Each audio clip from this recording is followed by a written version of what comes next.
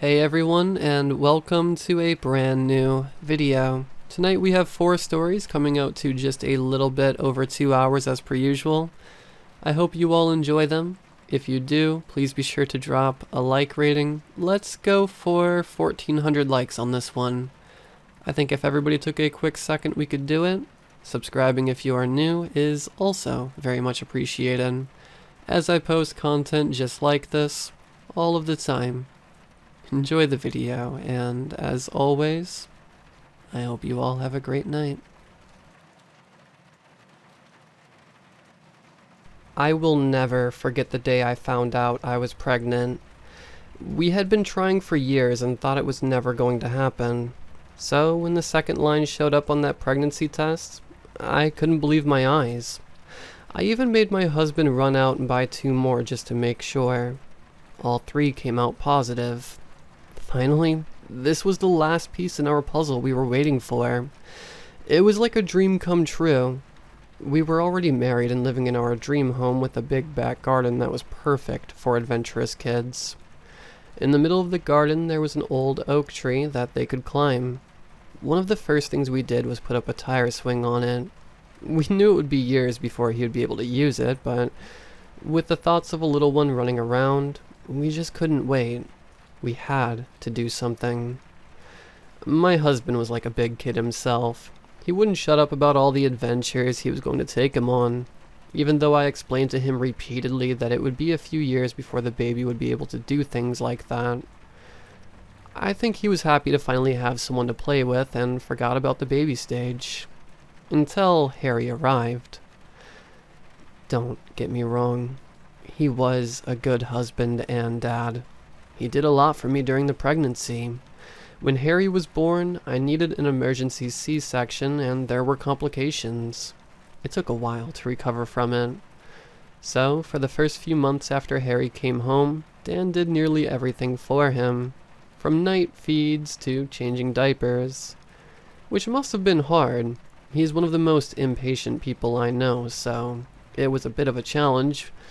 It took a little bit of time for us both to adjust, I suppose. There were plenty of stressful days and sleepless nights too, but when I was back on my feet, we managed to get into our own rhythm. After that, everything went smoothly for us. Well, as smooth as it can with a new baby in the house, I mean. I think he was almost 3 months old when I first noticed something odd. I was holding him in my arms while feeding him and staring into his beautiful blue eyes as usual, when suddenly he stopped feeding and started staring at me with this strange look in his eyes, kind of like he was angry with me. I assumed it was just gas and put him on my shoulder to burp him. What happened next, I swear to you, is true. I was rubbing his back when he moved suddenly and slipped off my shoulder. Luckily, I caught him before he fell, but unfortunately, I pinched him with my nails in the process. He didn't cry or anything. He just made a growling noise. I gave him a hug and a kiss before putting him back up on my shoulder. A few seconds later, I heard him whisper something in my ear. It sounded like cunt. I just laughed. It had to be one of his little baby noises, I thought, and continued rubbing his back. Not long after that, I heard it again. Cunt. This time it was loud and clear. I put him sitting on my knee and repeated, "Did you say a bad word, cutie? Did you? Did you?" Jokingly in my usual silly voice. He stared into my eyes without breaking eye contact or even blinking with a strange look I had not seen before for about 5 minutes. I thought he might still have had some gas. So I put him back up on my shoulder and started rubbing his back with my hand. He started pushing his head closer and closer to my face until he was near my ear. Then suddenly he grabbed onto one of my earrings with his mouth and started shaking his head. I tried to pull him away, but he would not let go. It was so painful. I thought he was going to rip it off my ear, but luckily, I managed to open it before he got the chance. When I put him sitting back down on my knee, he spit it out and hit me on the side of the face, then smirked at me with this creepy grin. At the time, I thought it was just one big coincidence. I could never imagine he could have hurt anyone on purpose. How could I? He was only a baby. When my husband got home, I told him what had happened, and we both had a good laugh about it. But I never wore earrings around him again. The rest of that night was uneventful. It was my husband's turn to get up with him. So, it was the next morning after my husband went to work before I was alone with Harry again. It was also the last day of my parental leave, so I was going to try to make the most of it and bring him to the park. He loved looking at the ducks. Before I left, I decided to change his diaper. He was not happy about it. When I tried to undress him, he kept kicking me unusually hard. I didn't know what was wrong with him. I had never seen him like that before. When I finally got him fully dressed, he gave me the finger. I know what you think. Just baby stuff. Well, that's what I thought at the time. Even though he looked into my eyes while grinding his, I would say teeth, but he didn't have any. For the rest of that day, he did not look at me once, not even when I fed him. That night, it was my turn to get up and feed him, but I had trouble sleeping. I think I was just stressed with the thoughts of going back to work after that long break. I was just lying there when I heard something on the baby monitor. It sounded like someone muttering to themselves. I thought maybe our lines got crossed and we were picking up someone else's monitor, but I got up and checked on him to make sure. I snuck quietly down the hallway, so not to wake him, and looked through the crack in the partially open door. I was shocked with what I saw. He was sitting up looking around. I was amazed. He was not supposed to be able to do that for another few months, so I ran up and got my phone to record him. On my way back down, he screamed and frightened me. It was so loud I thought there must have been something seriously wrong with him. When I got there, I found him lying on the floor just inside the door. He had made so much noise he woke my husband. He found me standing over Harry and thought I had dropped him. I tried to tell him I found him like that, but he just would not believe me. When my husband put him up on his shoulder to console him, Harry smiled over at me with, I know this sounds weird to say about a baby, but with a smug look on his face. After that, things went downhill for me. It seemed like any time I was near him, there were problems. From screaming when I touched him when my husband was around to pinching, scraping, or throwing things at me when we were alone. I'm sure my husband thought I was hurting Harry on purpose. He didn't say it to me, but he was always looking over my shoulder any time I was near the baby. I tried my best to improve my relationship with him, but it was hard. I worked long hours, and he was usually in bed when I got home. The only time I got to spend with him was on the weekends. Even then, it might only be for a few hours, and I practically spent no time alone with him. Eventually, I felt like I had no choice but to take a step back from my responsibilities at work, which meant a demotion and a sufficient salary reduction. But at least I would get home at a reasonable hour. My husband was very supportive of my decision. He said he was just happy we would be able to spend more time together, which was nice to hear. For the first few weeks, everything couldn't have gone better. We were finally able to do things as a family. I even started to believe Harry was starting to warm up to me. He still looked like he was disgusted by me and tried to avoid eye contact, but at least he wasn't acting out when I was near him anymore. Things were going good until a few weeks ago. My husband bought a new baby monitor with a camera. The other one mysteriously disappeared one night after putting Harry to bed. I really liked it. I was able to watch him sleep and got into the habit of watching the monitor every night before I fell asleep. Somehow, I think he knew, and he didn't like it. He started sitting up on his cot staring into the camera until I fell asleep. Anytime I tried to show my husband what he was doing, Harry would just fall back and pretend he was asleep before he got a chance to see him. The more I watched, the more it started to creep me out. It was like he could see me. I often dozed off. When I woke, I would see him scanning the room as if he were looking for something. Then he would quickly turn to the camera again and stare at me until I fell asleep. I always thought mine and Harry's problems were caused by us not bonding properly when we came home from the hospital. All of the weird things that happened were just in my head, but I was wrong. Last night, I woke to the sound of Harry laughing. When I checked the monitor, he wasn't in his cot. I tried to call my husband, but no matter what I did, he wouldn't wake up. I ran down and checked every part of his room, but he wasn't there. I was really beginning to worry at this stage. I was ready to call the police when I thought I heard a noise downstairs, but he wasn't there. So I ran back up in a panic to get my phone. Then I heard what sounded like mumbling. It seemed like it was coming from my room. When I opened the door, I was horrified with what I saw. Harry was sitting on my husband's chest with his hands over his mouth, chanting. My husband's legs were shaking, and he was struggling to breathe. I panicked and pushed Harry onto the bed and started doing CPR. The whole time Harry laughed hysterically. For nearly 10 minutes, I did everything I could to save him, but nothing I did was working. I thought he was going to die. I was so scared. By the time the paramedics got there, he had stopped moving altogether. They got to work on him straight away and found a pacifier wedged deep in his throat. Luckily, they got it out just in time.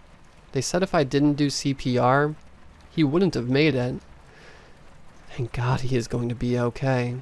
But he will be kept in for a few days. The problem is, now I am stuck at home with Harry, and I am afraid of what he will do to me. After they took him to the ER, I rang my mom and told her my husband was in hospital. She came straight over. I thought about telling her the truth, but I was afraid she wouldn't believe me. When she asked how it happened, I didn't know how to answer. How could I explain to her that her 6-month-old grandson got out of his cot in the middle of the night, snuck into our room, climbed onto the bed, then shoved a pacifier down my husband's throat? She definitely would have thought I lost my mind and blamed me for everything. At that stage, I was starting to have doubts about it myself. I thought maybe I was going insane. To be honest, I would prefer that. At least I would be able to get some help. In the end, it was just easier to tell her that he was lying down with Harry on his chest and the pacifier fell into his mouth. I rushed out the door before she asked any more questions. When I got to the hospital, they wouldn't let me see him. They said that he was still unconscious, and they were worried he might have some brain damage from lack of oxygen. So they needed to do some tests. That was the longest night of my life. I spent the whole time pacing up and down the corridors. The next morning, they told me everything had come back, and they could not find anything wrong with him, apart from some slight damage to his throat, which was positive, but they didn't know for sure until he woke up. When they finally let me see him, I cried. There were tubes coming out of everywhere. His throat was purple and swollen to twice its normal size. I stayed with him as long as I could. Mostly because I was too scared to go home and face Harry. That night, I had no choice. I needed clothes and hadn't slept in 2 days. Luckily, my mom offered to stay with me for the night. At least I wouldn't be on my own. When I got home, I was relieved that Harry was in bed. I didn't have to face him. I know how crazy I sound, but I genuinely feared my baby. Unfortunately, Mom wasn't able to take care of Harry the next day, but she did organize a babysitter, which was not easy since it was the weekend. I woke up to my mom handing me a cup of coffee. She said she had to go, and she would check in later. After I walked her out, I went to the kitchen where Harry was sitting in his high chair with his breakfast in front of him. He watched me the whole time with a concerned look on his face. It was so weird. I think he was surprised I came back. At 12 o'clock, the babysitter came. I was happy to get out of there. It's not easy acting normal around him after what he did. As quickly as I could, I left and went to visit my husband. The nurse said there was no real change, and he was still unconscious. I stayed with him all day. It was torture seeing him like that, but at least I didn't have to go home. Not until that night, anyway. I had asked Jean, the babysitter, to have him in bed by 8:30. I came home at 10 to make sure he was asleep, but before I opened the door, I could hear him crying. To tell you the truth, I felt like turning around and walking away, never to return, but I couldn't. Whatever he is, or whatever he did, he was still my child and I loved him. When I went inside, he stopped and smiled over at me, which was very weird. Not because it was creepy or angry like usual. No, because it looked genuine. I don't think he ever smiled at me like that before. I was confused and a little freaked out. Jean told me he tried to put him to bed before, but he kept on crying. She said he must have missed his mommy because he stopped when he saw me, which worried me. After she left, I put him to bed. Again, he just stared at me with amazement. I watched him on the monitor for a while. That was the first time I saw him lying down like that since before this all started. I got up 11 or 10 times that night to check on him, but he was asleep every time. The next morning the same thing happened. It was strange. He was acting like a normal baby. I thought everything was going well until I came home the next day because of a phone call from Jean. She was crying so much when she rang, so I left the hospital immediately. When I got there, she was standing outside. She was crying so much I couldn't understand her. I thought something had happened to Harry and ran inside, but he was sitting in the middle of the floor smiling. When I went back out, she was gone. I tried to ring her, but there was no answer. So I tried the agency she worked for and told them what happened. They said they would get back to me as soon as they could. I was worried. I thought maybe Harry hurt her like he did my husband. I kept a close eye on him for the rest of that night, but he was acting normal. Well, normal for Harry. Apart from the fact that he was still watching everything I did. Jean was supposed to be there at 8 the next morning. I tried ringing her, but her phone was off. So again, I phoned the agency. As soon as I said my name, I knew there was something wrong because the girl panicked and asked me to hold. An hour later, I was still on hold, so I decided to hang up and ring again. This time they hung up straight away. I became impatient and wouldn't give up. So I kept ringing and ringing until finally, a man with a deep voice came on the phone. He said, "I am very sorry, Mrs., but because of unforeseen circumstances, we will be unable to do business with you anymore. We are sorry for any inconvenience. We will give you a full refund for everything you paid for our services. Now please do not ring here again." Then he just hung up. What does that even mean? I tried to ring back and ask him what happened, but I'm sure they blocked my number because it wouldn't even ring. I spent most of that day trying to find a replacement. When I finally did, they said they couldn't come out until the following morning. It wasn't all bad. I got a call from the hospital that night. They said my husband was awake. I was so happy. I wanted to go see him there and then, but it was too late. I couldn't sleep that night. I was too excited to see my husband. The next morning, as soon as the babysitter Lucy arrived, I was gone out the door. I really missed talking to him and couldn't wait to tell him how much I loved him. I don't know what I would have done if he didn't make it. When I got near his room, a nurse came up to me and said he didn't want to see me. I was heartbroken. I begged her to let me in for even a minute, but she said she couldn't without his permission. I had no choice but to go home. I cried all night. I was sure my marriage was over. I didn't say anything about it around Harry, but I think he knew there was something up, because he started standing up watching the camera that night.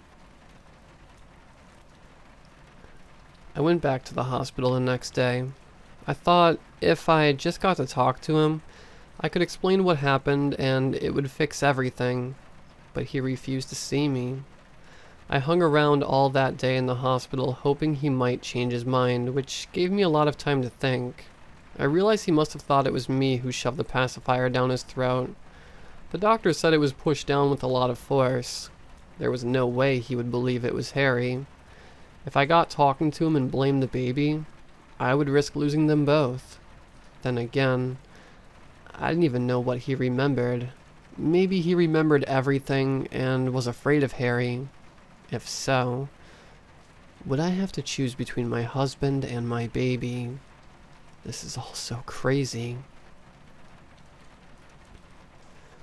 When visiting hours ended, they asked me to leave. Before I left, I begged them to ring me straight away if he changed his mind. They said they would, but I'm sure they were just trying to get rid of me. When I got home, Lucy told me Harry was acting up all day. He hit her across the nose with his bottle when she tried to feed him, and it was still bleeding when I got there. He also pulled 2 handfuls of hair out of her head, and she had a bald patch. She was really upset over it, but what could I say? Only, I'm sorry. Harry was okay for me that night. He went to bed with no problems and slept all night, which was a relief. The next morning I called my mom to look after Harry, as it was Lucy's day off. I never told her he refused to see me. I just said I was going to visit him. I was too embarrassed to tell her the truth. Then I just rushed out the door and went back to the hospital. I waited there all day again in hopes he might see me. I think the nurses were starting to feel sorry for me. They kept coming over asking if I was okay. I told them all I wanted was to see my husband. I'm not sure if it was because of them or not, but later that day one of the nurses told me he wanted to see me. I broke down in tears. I was so happy. When I got in there, he was sitting up on the bed.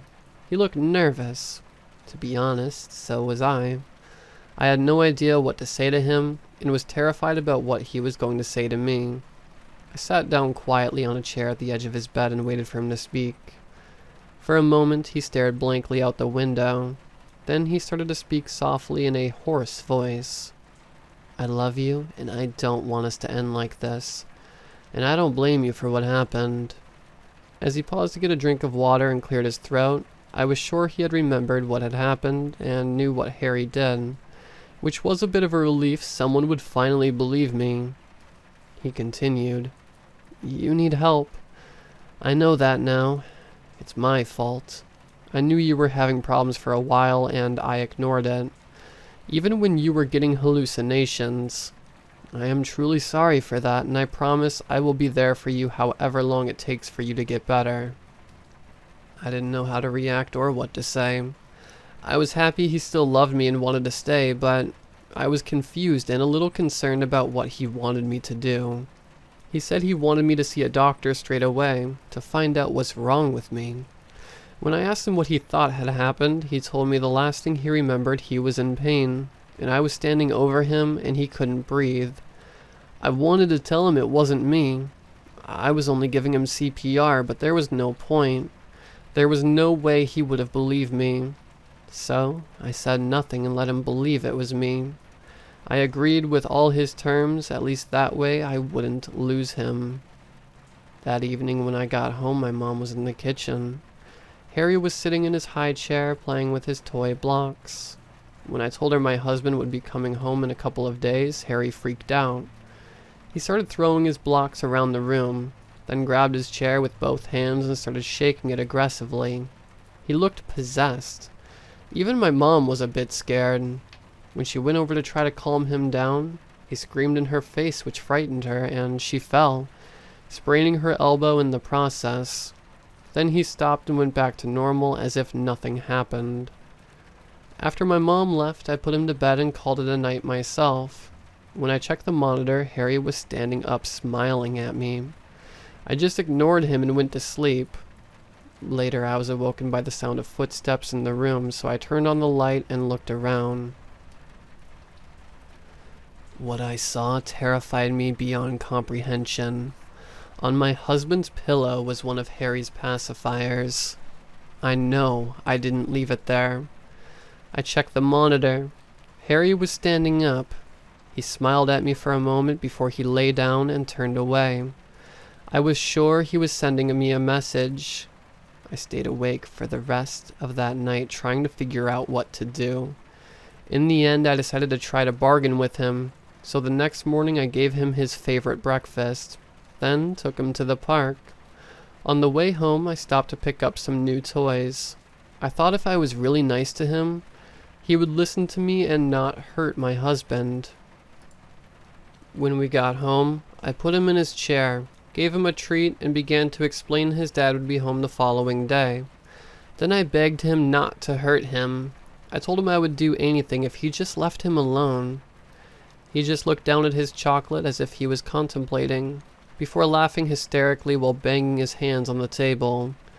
This lasted about 5 minutes, then he suddenly stopped and started breathing extremely heavily through his nose with a look of pure hate on his face. Then he stopped, smiled, and began eating his chocolate as if nothing had happened. I am really worried about what he will do to my husband when he comes home, but there is nothing I can do about it. The morning before my husband came home, I was so nervous I kept pacing up and down the hallway waiting for Lucy to call. Harry didn't help. He was sitting in the sitting room on his swing. I could hear him humming this creepy tune the whole time. Whenever I checked in on him, he got excited and started kicking his legs, with his hands out for me to pick him up, but I couldn't even bear being in the same room with him, never mind holding him. The second Lucy arrived, I was gone out the door, even though it was only 8 a.m., and my husband wouldn't be discharged until noon. I got a coffee and sat in my car at the hospital car park to think before going in. I needed to figure out a way to protect my husband when he got home, but there was a million thoughts going through my head all at once, and nothing I thought of made any sense. I would need to be there the whole time with them to stop Harry, and that would be impossible. I was so lost in thought that I ended up being late. My husband was a little annoyed with me. He was sick of being in hospital and just wanted to get home. On the way back, I tried to talk to him into staying away from Harry. I told him he should take it easy until he was fully recovered. But he really missed him and wanted to spend as much time as he could with him after their time apart. As soon as he got home, he went straight over to Harry, picked him up, and started playing with him. The two of them looked so happy together. Harry was laughing and jumping around with excitement. It was hard to believe he would ever try and hurt his dad. Everything was going well, I thought, until he put him up on his shoulder as he went out to the kitchen. Harry started looking up and down at the bruises on his neck, as if to check out his handiwork. Then he grabbed onto his throat with both hands and squeezed while staring at me with that hateful look in his eyes. Even though the swelling had gone down a lot on my husband's neck, it was still extremely sensitive, so he screamed in pain. I jumped up immediately to try to stop him, but he wouldn't let go no matter what I did. Eventually I picked up one of his bottles, opened it, then threw it in his face and he let go. By then my husband was nearly in tears. I was expecting him to be some bit thankful. Instead he got angry with me for what I did to Harry. He said Harry was just a baby and couldn't have done it on purpose. I just agreed with him and apologized. What else could I do? He was one step away from getting me locked up in a mental hospital already, and if that happened, who would protect him from Harry? He had already made me an appointment for the following day with a psychiatrist, which I was not looking forward to. I had no idea what to say to them, and I knew if I told them the truth, I'd be locked up and they would throw away the key. That night was torture. Harry kept on crying. I think he was hoping my husband would go and check on him, but I had the sound turned off on the monitor so he couldn't hear. I stayed up all night watching the monitor to make sure Harry didn't leave his room. By morning, I was exhausted.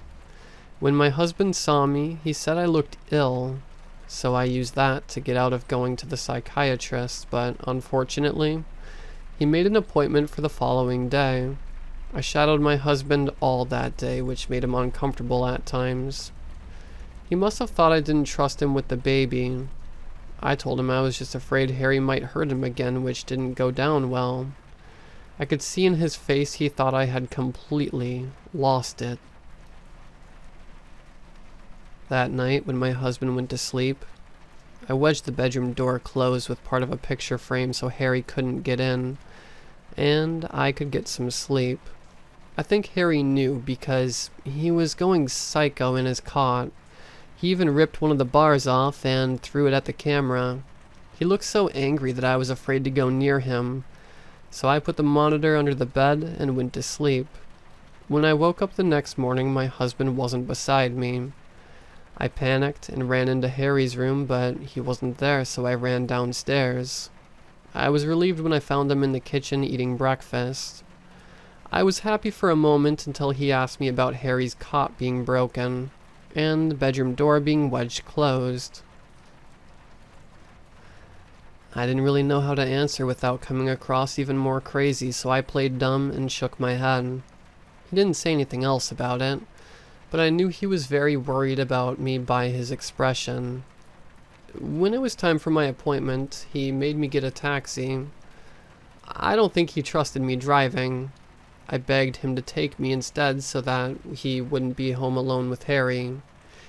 He refused. He said he needed to spend some quality time with Harry, but I'm sure he thought I was hurting him and wanted to investigate while I was gone.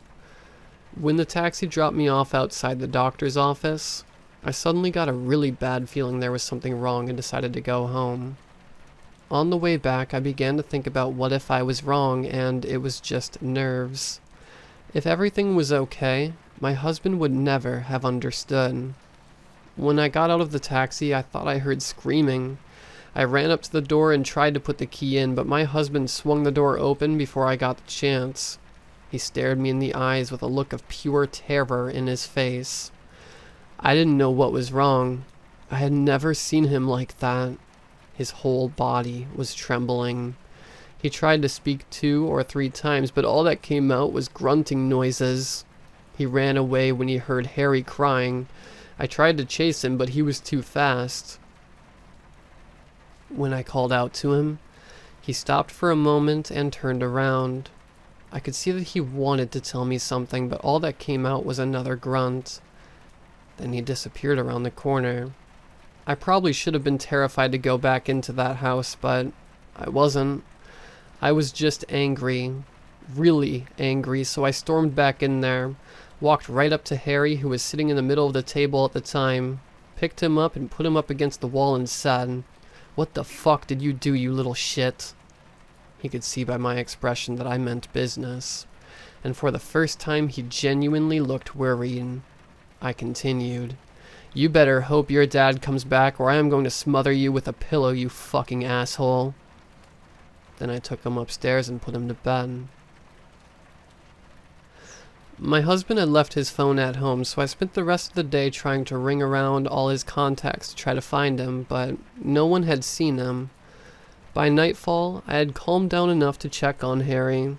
As much as a monster as he was still my son and I still had to look after him. I think he was still scared of me because when I handed him his bottle, he jumped back up against the other side of his cot.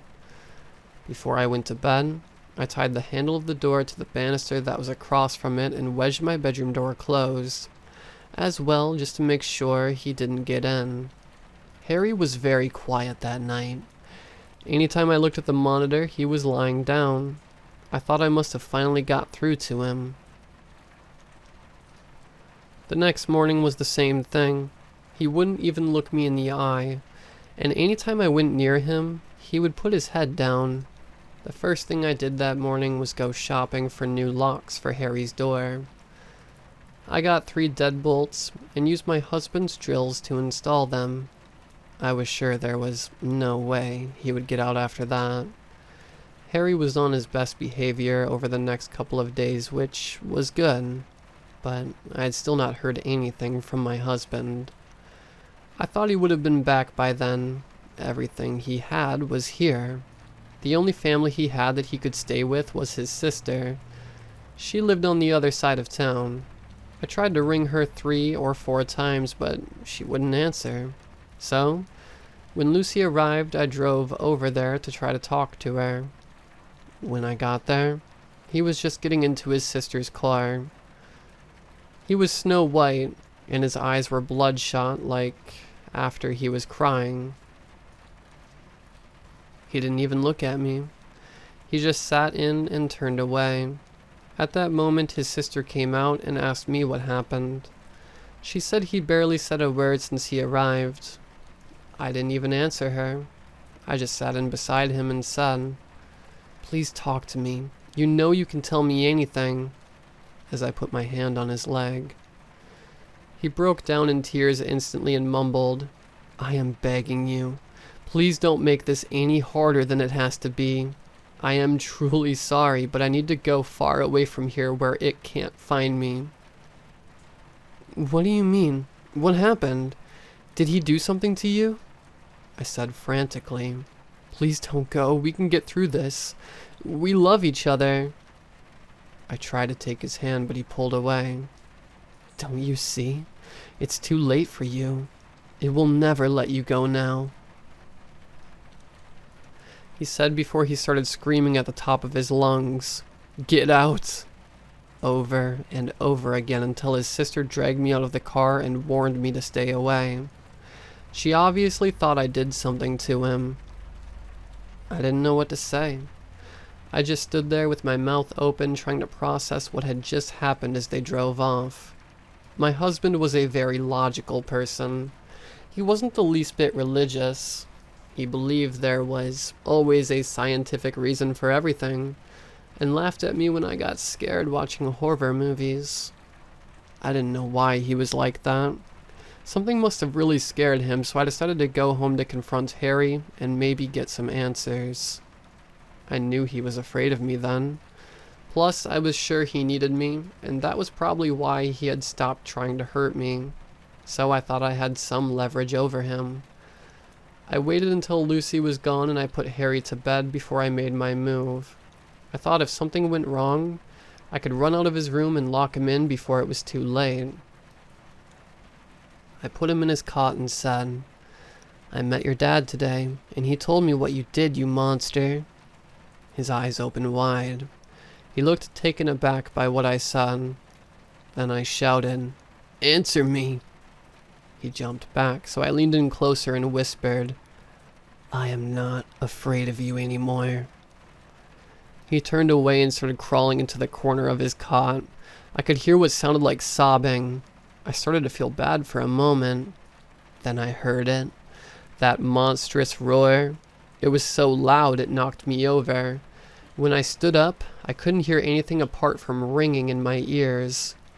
Then, the cot fell over and I couldn't see Harry anymore. I ran out of there.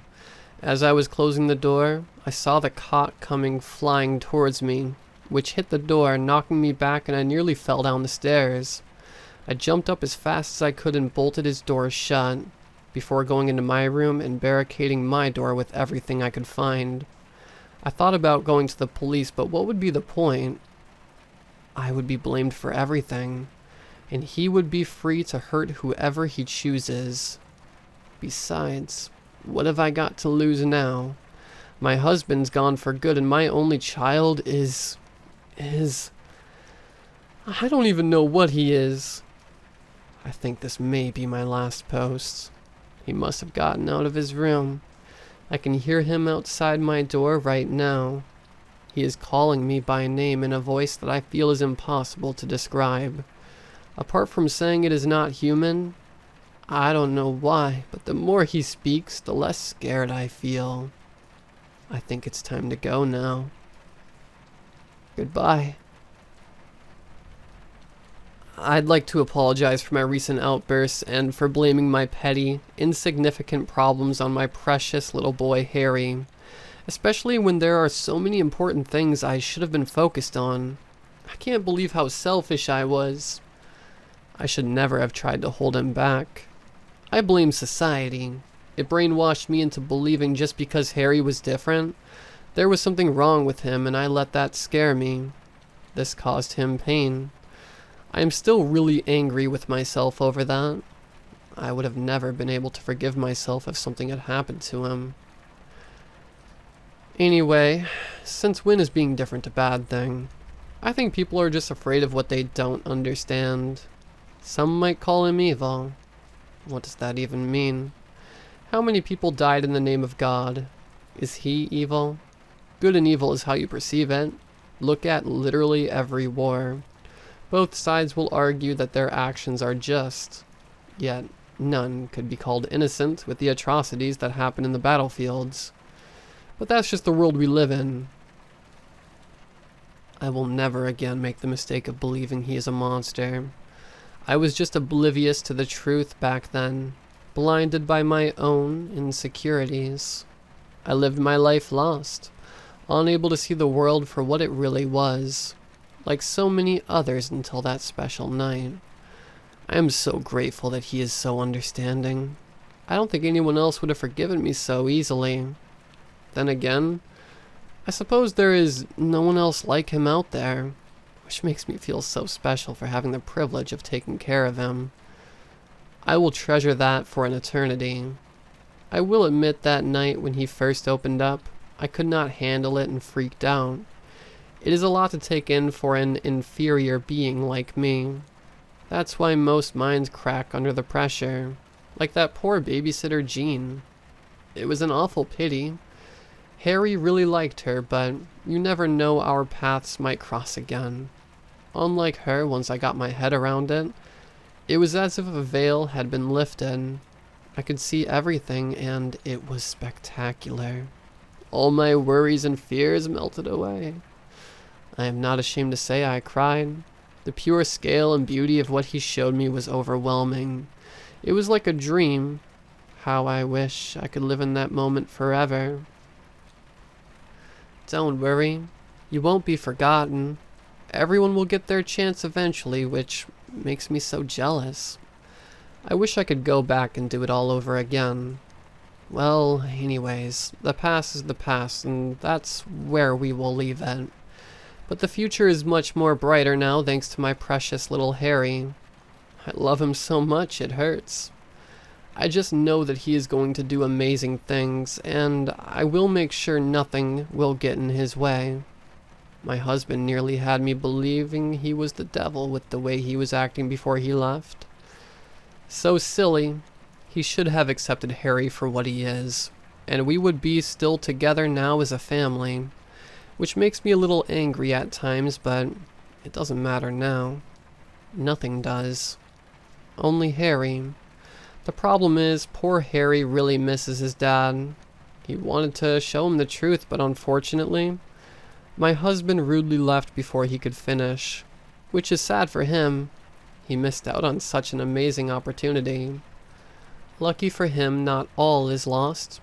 Harry was in a forgiving mood, and we both agree it would be unfair if he was left out of all the fun, since he was such a big part of how it all began.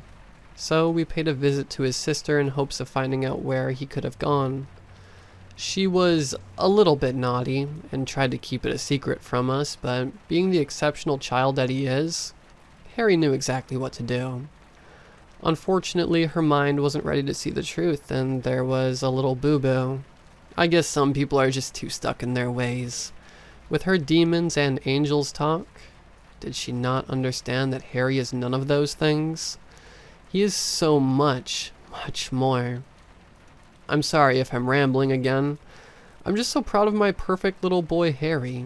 It's so exciting. Okay, she told me my husband went to Lourdes, France to find himself. I told her not before my little boy finds him first. Lourdes. Can you believe that? I'll be honest with you. I never saw him as the religious type, especially after what my precious little boy showed him. I suppose it takes time for some people to see the truth, even if it is standing right in front of them. In the end, we decided it would be a good idea to pay him a visit. I knew he would never be expecting it. He will be so happy when he sees us. Harry is so excited he can barely keep it in. He really wants us to be a family once more, even if it is only for a short time. To try to relax him, I called a babysitter. I know you might think it's cruel, but is a lion cruel for killing and eating a gazelle, or dolphin for eating a mackerel? No, because it is in their nature. These were the needs he had before I didn't understand. Once they are filled, he will act like the perfect little angel he is again. Besides, he doesn't try to hurt anyone. If they just let him in, they would be like me and live in constant bliss. Unfortunately, that wasn't the case this time, and he had another accident. I don't mind cleaning up the mess after him. It's nothing a little hard work and a bit of elbow grease can't fix. There is no point in crying over spilt milk, is there? Plus, it was all for a good cause, so I don't feel bad about it. Anyways, there are bigger fish to fry. Our flight leaves at noon tomorrow. Harry tells me when he is done with his dad, he will have a big surprise waiting for me. I can hardly wait. I just love surprises. I'm going to try my best to enjoy this. It will be our last holiday because when we get home, the real work will begin. I can't say any more, or I will ruin the surprise. And Harry won't like that, will he?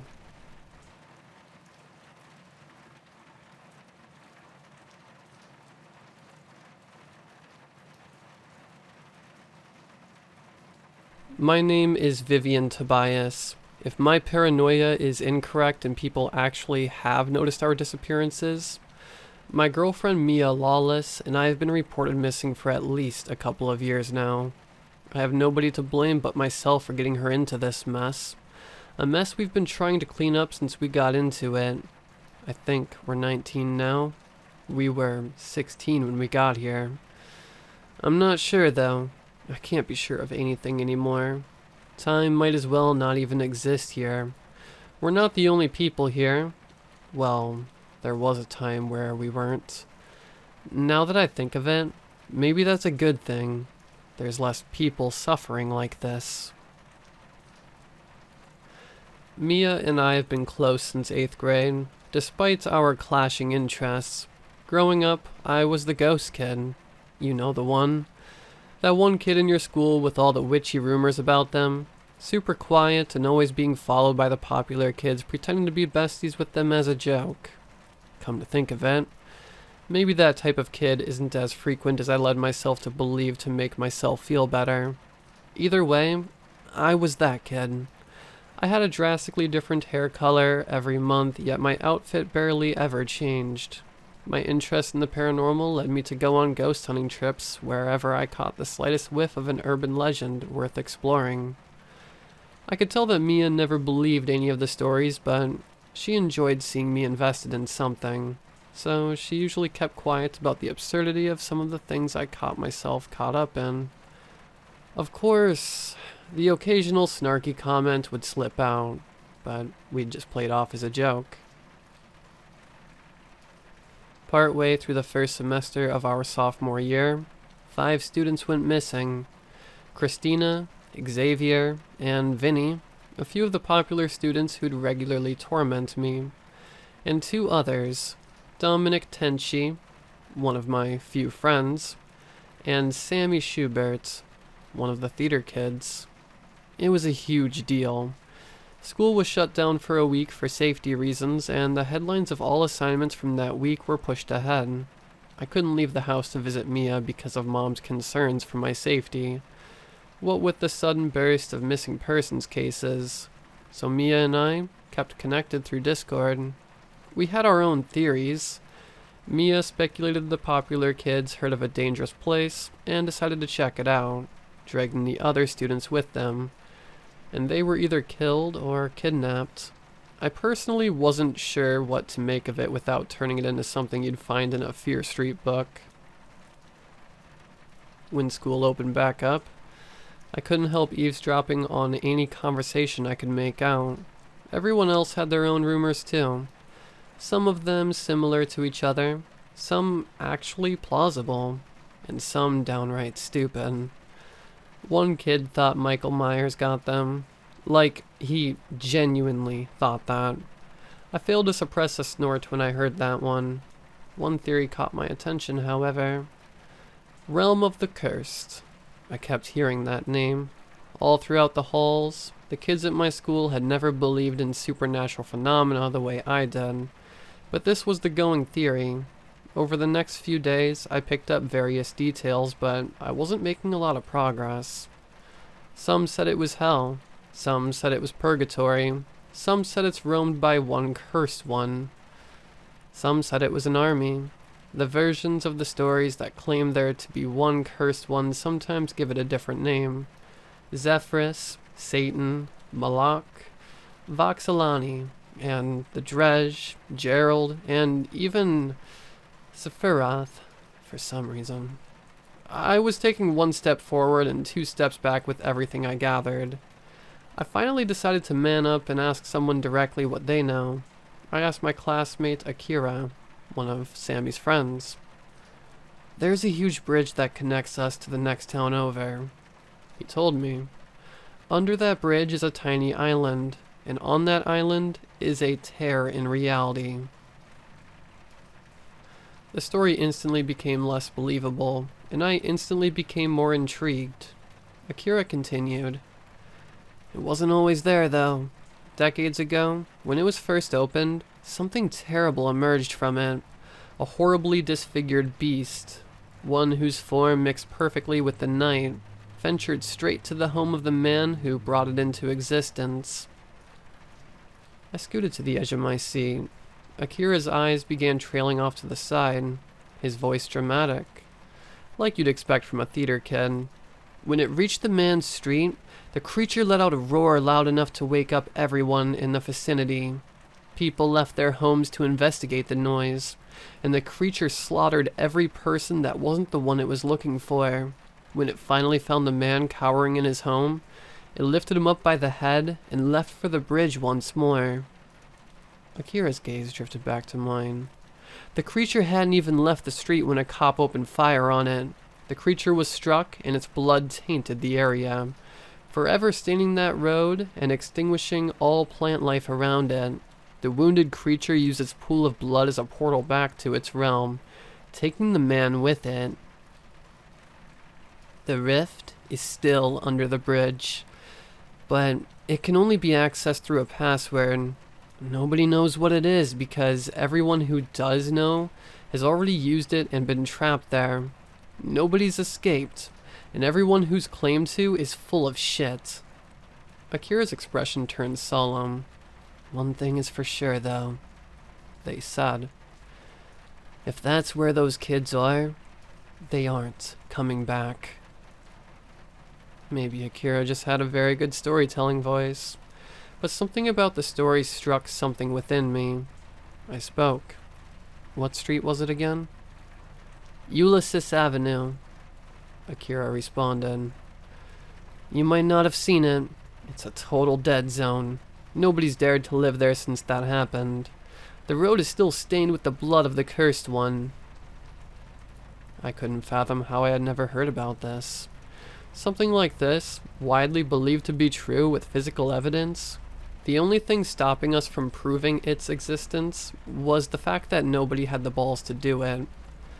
I had the balls, though. I had so many balls. I immediately jumped on the topic, doing as much research as I could.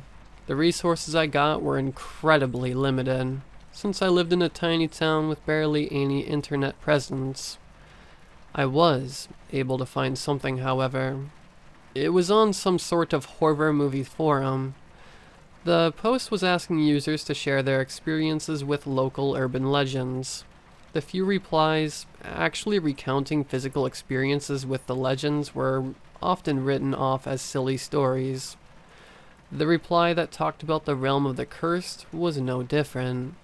The writer seemed to be speaking from within the realm.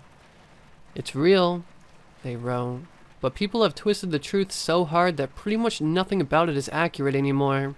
I've seen people talking about living animal sacrifices to get in, a password, candles, all of this exorcist mumbo-jumbo, all BS. It's all meant to keep you from actually getting there.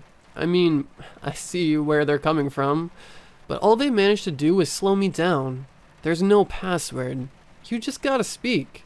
Speak your devotion to the cursed and talk about how you wish to live in its world and all that. Everyone doubted the original poster. I won't lie. I did too. The poster's account has been inactive since 2009, and that was the only thing they ever posted. So, they were either a troll, or they faced the same fate that the missing kids might have faced. I got so caught up in researching this topic that I spoke with Mia less and less, and unsurprisingly, her concerns grew. A week later, we were hanging out at my house, and I made my final decision.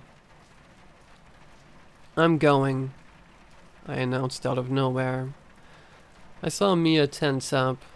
A few moments of silence passed. Vivian? She began. Please think about this. I looked up from the laptop in my lap. I have, I answered. I've been contemplating following through with this for weeks now. Mia inhaled sharply. I don't know, she continued. This is like your 60th ghost hunt, maybe. Maybe it's time to take a hint. My eyebrows lowered a little. This is the closest I've ever gotten to finding proof of something like this. Anything like this, Mia, I said. Mia stood up. And what if it is true?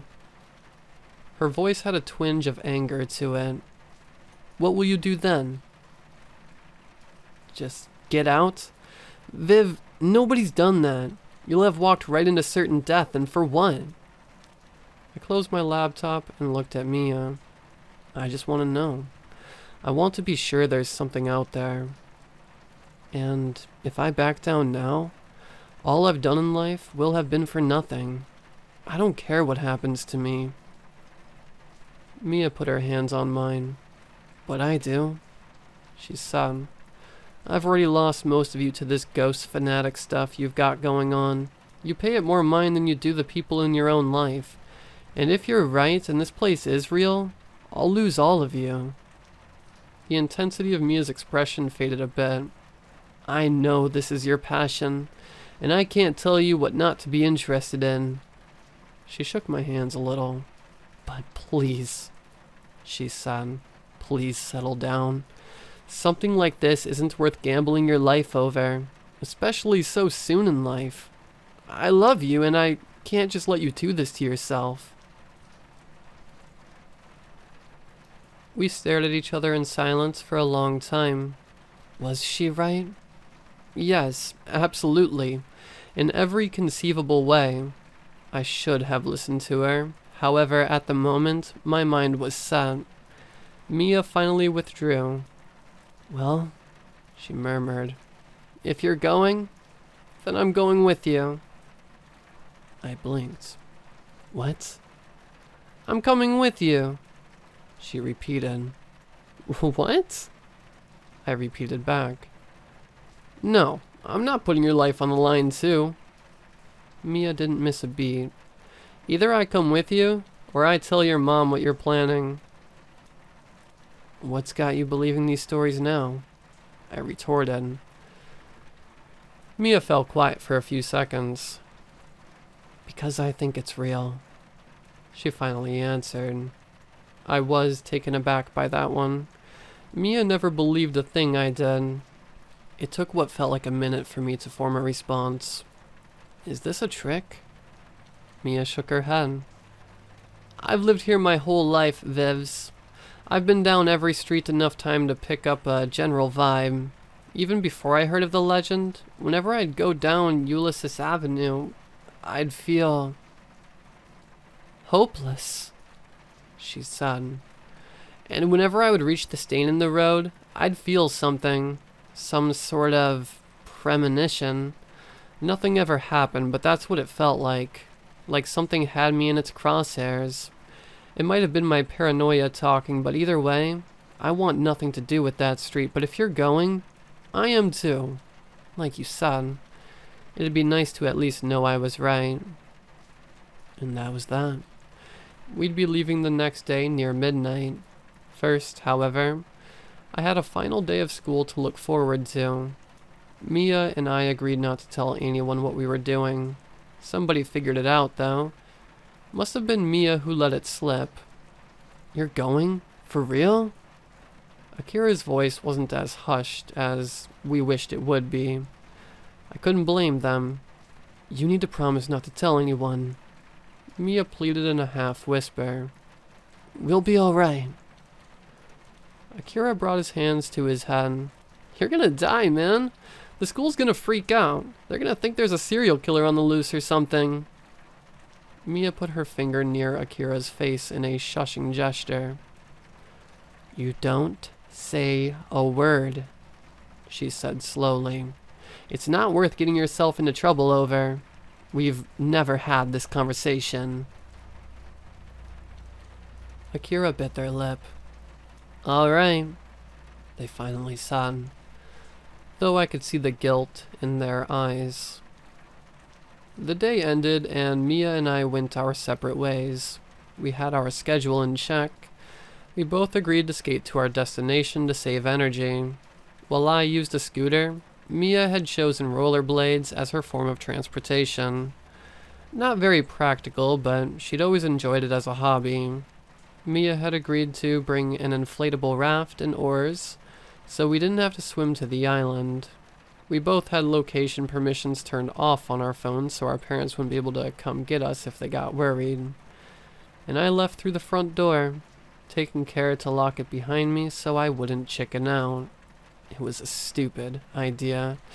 I know, but we were teenagers. I mean, we still are, but we were dumb teenagers. This was nice. The weather was breezy and pleasant. The sky wasn't as light polluted as you'd expect it to be, and the streets were comfortingly quiet. Just the two of us, marching on towards certain death. The atmosphere was so enjoyable, I almost forgot that detail. Soon enough, we came upon the massive bridge. I drifted to a halt while Mia kept moving until she was able to rest against one of the bridge's beams. Mia removed her skates and untied her hoodie from her waist. Well, she put on the hoodie. I noticed she was wearing some kind of tool belt. I asked her just what she had prepared. "Knives," she answered. "Lots of them." A belt full of knives. At least she had a bag with her to carry more important items. "Well," I said, "let's get going then." It took around 20 minutes to blow up the raft, which we cautiously carried down the steep hill towards the water. We rowed towards the island in silence, letting it properly beach itself before stepping off. "You got your speech ready?" Mia asked. "Oh, I had forgotten about that." Mia sighed. "Okay, just say the first thing that pops into your head," she suggested. Of all the days for me to actually be good at improv, it had to be today. "Realm of the Cursed," I began. "Give us refuge. Within your walls, we will be safe from the dangers of this world. Cursed one, take us under your wing and grant us the solace we beg of you." I squeezed my eyes shut in anticipation. I held my breath, I clenched my fists, and I waited. Nothing. I kept waiting and nothing continued to happen. I opened my eyes to see Mia had hers shut too. Eventually she gave up. "Well," she said, "guess that's it then." I sighed. This was a waste of time. I looked into Mia's eyes and saw she was having trouble keeping them open. I didn't blame her. It was super late. But then I noticed I was having trouble keeping my eyes open too. "What?" was the last word to leave my mouth before I blacked out. I awoke to a strange, pulsing feeling in my chest. Suddenly I shot up, a torrent of water shooting from my mouth, leaving me a coughing mess. My eyes stayed shut tight as I felt a hand touch my face. followed by 2 arms wrapping around me. "Jesus," Mia said in between deep breaths. "I thought I lost you." My eyes squinted open, and I saw the sun had risen. How long had I been out? Slowing my breath, I took a deep breath in. My inhale sharpened as a blast of pain stabbed into my chest. "Shit." Mia took the words out of my mouth. Mia must have cracked a couple of ribs. CPR does that. It would be hell to deal with, but at least I was alive. I took a moment to look around. Everything looked the same as usual, except more yellowed. This was new, but it hadn't been the weirdest weather I'd seen here. After doing a quick 360 around the island, I found both the raft and oars were completely gone. We weren't incredibly far from the shore, but it would be a grueling task to swim from one end to the other with broken ribs. I sighed. No other way out of this. I said to myself as I inched toward the water. I experimented with a few different strokes until finally settling on the backstroke, as it caused the least amount of pain. Mia had never learned to swim, so she just held onto my waist as I carried us both. I could tell she felt like a jerk for putting extra strain on my ribs, but we didn't really have many options. It wasn't an easy journey. I nearly passed out from exhaustion, but the pain kept me awake, so good for me. Eventually we made it to the shore and took a moment to catch our breath. "We should get home. Mom's probably terrified," Mia said. As we made it to the top of the hill, we discovered that my scooter and Mia's skates had disappeared. Unsurprising. This wasn't a particularly bad town, but we should have expected a couple bad apples to be looking for an easy heist. That, or somebody took them to some sort of lost and found type thing. Maybe we'd been reported missing. Guess we're walking. As we walked through the town, we didn't see a single soul. Nobody, and this was the most populated part of town. Had there been a bomb threat while we were out? I felt a pit grow in my stomach. Something was definitely off. Everything was painted over in a slight sepia tone. Not so intense that everything was the same color, but noticeable enough for the Walmart to appear green instead of blue. It looked like how Mexico is usually filmed in American movies. Wherever we were, I could tell this was not home. It may have been made up of the same shapes, but it was as if I was looking at someone wearing a loved one's face as a mask. The more details I took in, the more dread I could feel building up. The final nail in the coffin, the thing that really cemented the fact that I totally screwed up, was the shape. The shape I saw ducking behind a car. The massive, void black mass, and the one piercing white eye. The monster only I had seen. "Vivian!" A voice blared into my mind the moment I made eye contact. Its voice sounded, well, just about every adjective you could think of. It was every accent, every pitch, every gender, every tone, every emotion, everyone. I only managed to pick up 2 things about it. Despite its omnitonal nature, its voice felt predominantly, almost, motherly. Like I had shown up to a family reunion. It was happy to see me. Hell no. Shit. I repeated to myself as I ran as fast as my ribs would let me. I can't help but be thankful that this place matches my home to a T. Otherwise, I never would have been able to figure out my way around.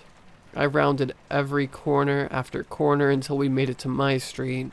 Every house on the street looked the same as their real-world counterparts. All except mine. I can't even really use the word different to describe it. It was just gone. Like it wasn't there. Not even an empty field of grass in its place.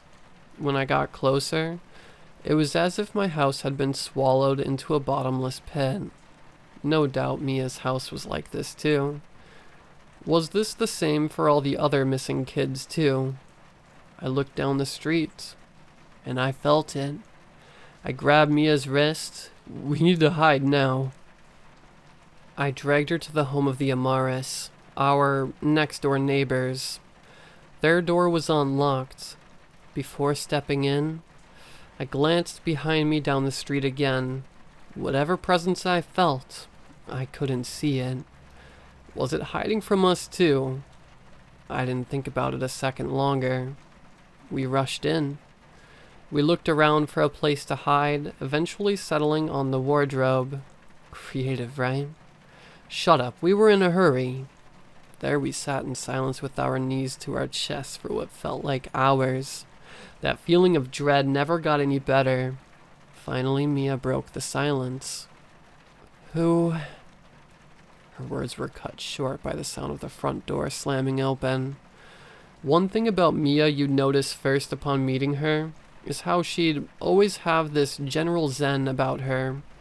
There was nothing I knew of that could frighten Mia enough to let down her cool aura. That being said, you could imagine seeing the color drain from Mia's face in the dim light would make my nerves run frigid. The sound of something heavy shifting against the carpet caught my ear.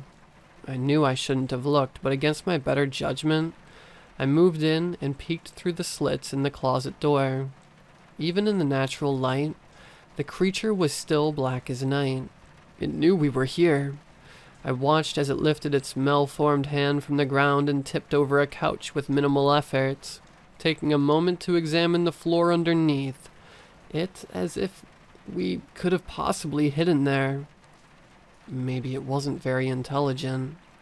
I speculated that maybe the creature had poor eyesight. My theory was cemented as the creature had to come very close to just about every piece of furniture, taking a few beats to identify them. The wardrobe must have blended very well into the wall because not once did it flicker its eye towards us. The deafening silence had mostly been filling my ears since I got here. Well, this creature overrode that. It made its presence known through a constant ambient hum, like something of an oscillator. With our cover, I was able to make out some more details about the creature. Chunks and chunks of it seemed to have been taken out. I could see the bones in its bigger arms, biceps, and what was behind it? Something had ripped its lower jaw in half down the middle, making it look like the mandibles of an insect. From its various wounds, dried-out veins stuck out in a zigzag pattern. These were the only real details I could discern, as all I had to go off of was the silhouette form it took. All we had to do was maintain dead silence as the creature searched the other rooms. I had one job. After about 30 minutes of searching the house, I heard the creature let out some sort of exasperated sigh as it dragged its oversized hand through the living room and towards the door. I waited until I heard the dragging noise switch from carpet to concrete. A sigh of relief is what would have left my body had my ribs still been intact. What instead came out was a jolt of pain, followed by a coughing fit and a tidal wave of agony. As I caught my breath and wiped a tear, I noticed Mia's face. Her eyes pierced my soul, wordlessly screaming at me for dooming us both. I heard the creature snicker under its breath. Great, I thought. It had a sense of humor. Mia was shaking in her boots. Her eyes were wide, but behind them I saw a kind of softness. Acceptance, I assumed. There likely wasn't much of a chance of us getting out of this. As the sound of the creature's massive hand dragging across the carpet grew closer and closer, Mia's expression shifted, hardened. Mia grew steely-eyed as she felt around her belt and unsheathed one of the hunting knives she had brought with her. It was partially caked in dirt, and the blade was somewhat jagged after what seemed to be years of use. The creature's ambient hum grew in volume until I swear I could feel it shaking the closet door slightly. I was frozen as a statue, forced to watch as Mia stood up, still slightly trembling. Her determined look quickly shifted to rage as the door finally swung open. I could see it was at least 3 heads taller than Mia, and Mia was among the tallest girls in our grade. Mia made her move immediately, lurching forward and plunging the knife deep into the creature's stomach. She did it with such force that the beast seemed to be pushed back a few feet from just the knife's hit.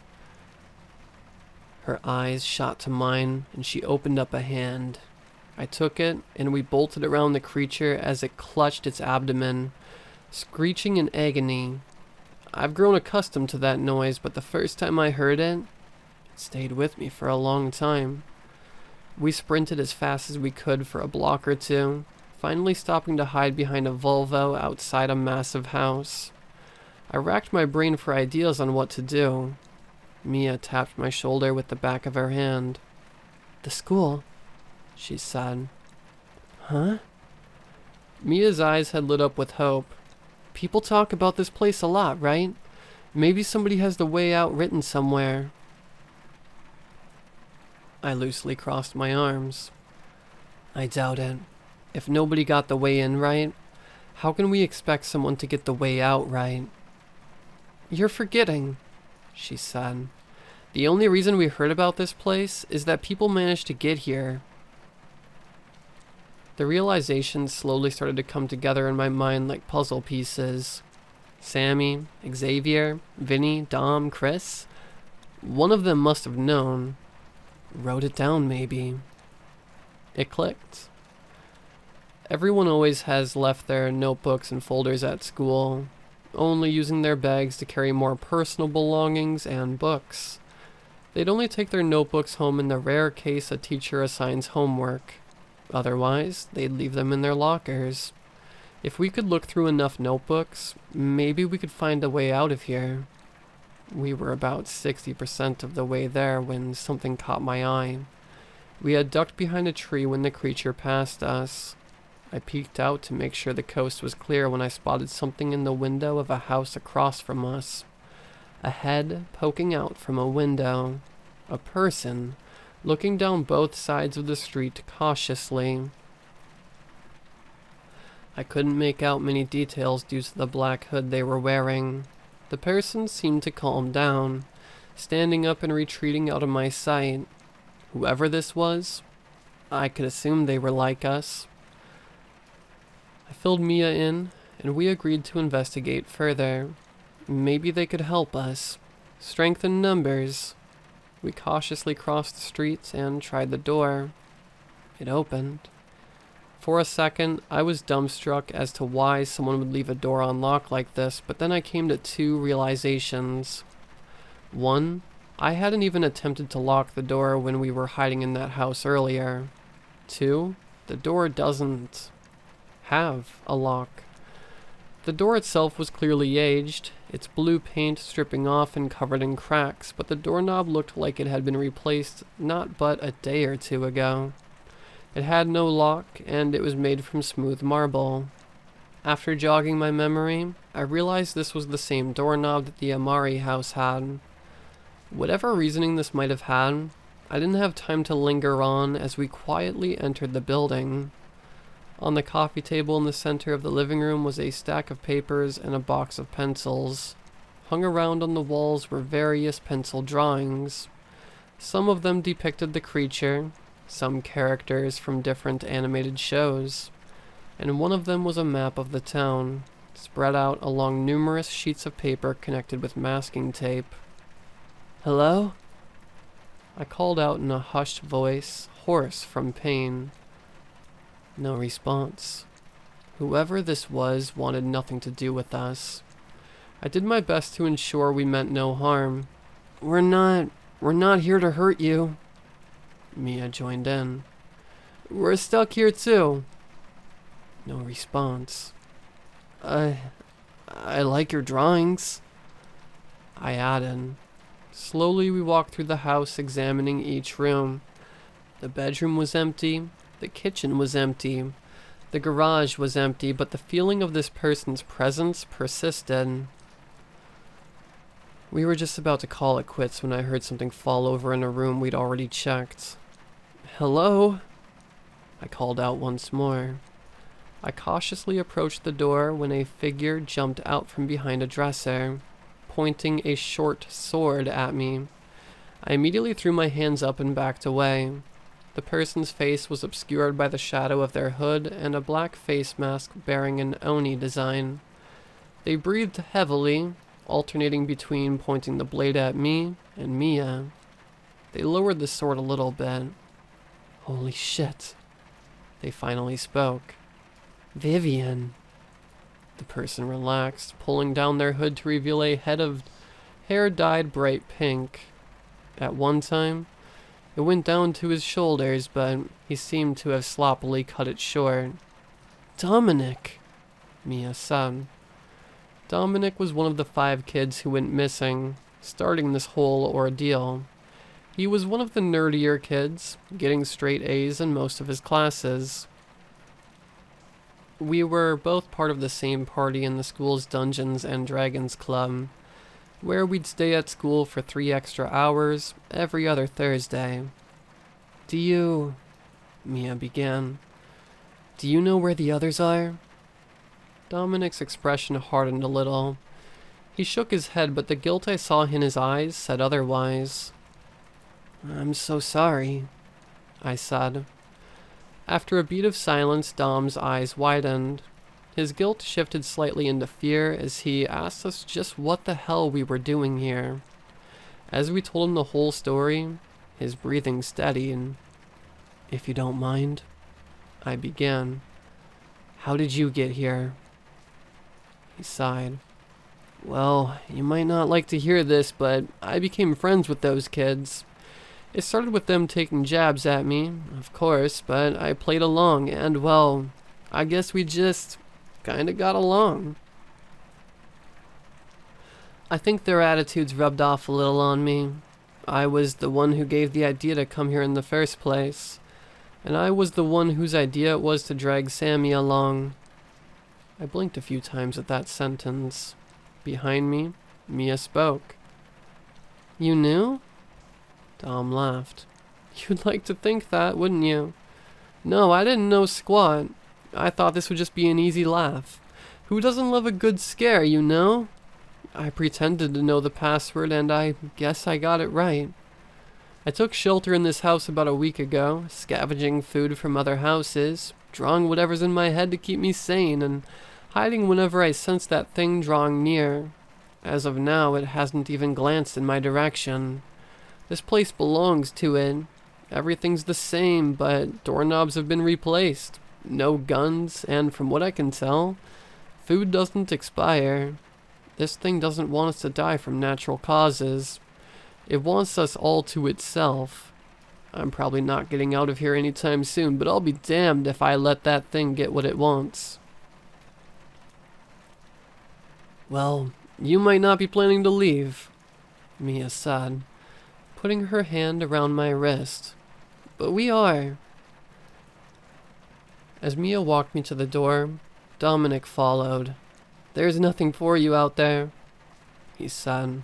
"Without anything to defend yourself, that thing's gonna tear you to shreds." We stayed silent. "How do you plan on getting out?" Dom added. "We'll find a way," I told him over my shoulder. "We need to." And that was that. Dominic was, albeit reluctantly, aboard, and we had our plan. We just needed to figure out how to get the lockers open. We crossed through the town, taking care to be hard to spot whenever possible. One of the downsides of being out in the daytime is that you are naturally easy to make out in contrast with the yellow grass. An upside is that it's easier to see the thing. So, win-win, I guess. When we finally made it to the school, the entrance seemed to tower over me, even though it wasn't really all that tall. This would be the place I'd be risking my life to enter week after week, and I knew that. Despite its foreboding nature, a sense of calm washed over me. A sense of calm that I could only really feel at school. Yeah, weird, right? I'll spare you a lot of the details, but my dad wasn't the greatest person. In fact, he was so not great that when I was 11 and he died in a drunk driving accident, neither my mom's nor my dad's side of the family sympathized with him. He really screwed me up for a while, and something about school in general, and the sanctuary from my dad it gave me, is why it's been in a special place in my heart for so long. I assume Mia saw me relax my posture as she put a hand on my shoulder. She pulled a couple knives from her belt. 6 left. She handed me a knife and flipped hers around to a stabbing position. Dominic seemed caught off guard. You brought how many knives? Mia smiled. What? Too many? Only 9. Rookie numbers. I answered as I put my hand on the door. Even with how obvious this place's mimicry of the school was, the calm I felt was just the same as it would have been had I entered the original building. The fluorescent lights were on, making their signature quiet buzz. I was still a little on edge because of the whole thing with us being hunted by Big Hand McGee, but other than that, I felt safer than I'd felt before. Our first stop was the office. We'd most likely find the locker combinations there. The building was designed like a maze, but our familiarity with it saw us through. I'd say we were halfway there when the lights above us began to flicker, and with it those feelings of safety I described in such detail flickered too. The tone that the creature constantly emanated began to fill my ears. If you've been following, that isn't a good thing. It wasn't long before I saw it round a corner and look me in the eyes. I was frozen in my tracks. Even as Dominic pulled on my arm and Mia begged me to run, all I could do was look at this thing as it trudged toward me, shutting off every light it passed underneath. Eventually a sharp slap to the face broke me out of my trance and we bolted. This guy doesn't wait around, Viv, Dominic told me. You want to make it out of this place or not? Eventually, we rounded a corner and came to the door of the office. The two of us exchanged a brief look of confidence as Mia opened the unlocked door. The two of us. Shit, Dom, I blurted out. Wherever Dominic was, it wasn't here. You get him, Mia told me. I'll get the locker combos and we're out. We'll come back tomorrow. As I ran down the halls, my eyes scanning frantically for Dom, I started hearing screams emanate from all around me. I tried taking my mind off of it, but it wasn't hard to discern that these screams must have belonged to the numerous lives that were lost in this purgatory. I picked up my speed a little, not wanting my voice to become one among those millions.